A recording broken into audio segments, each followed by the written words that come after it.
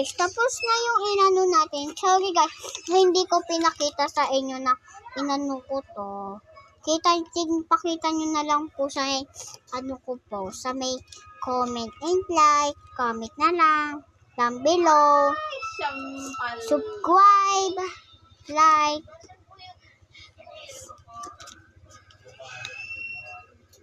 bye-bye, ito yung desk ko, madami pa siya, bye-bye, comment down below, bye-bye, bibigay ko na to, good luck, ate, ano yung guys, may nagpapamigay, wait lang guys, ano po yan?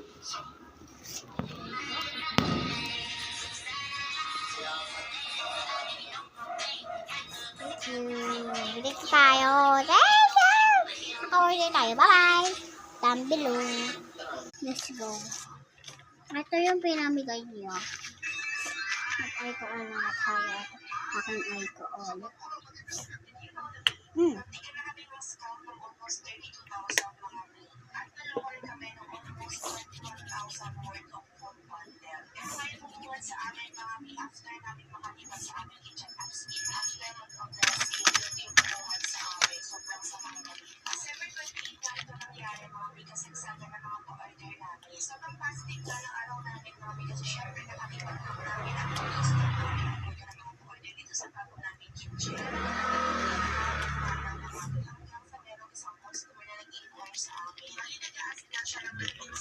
Wow, so cool.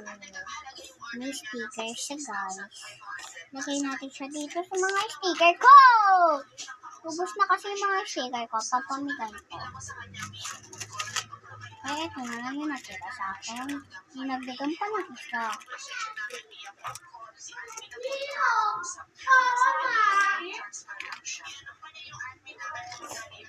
Ito yung mga ilalagay natin siya dito. Wait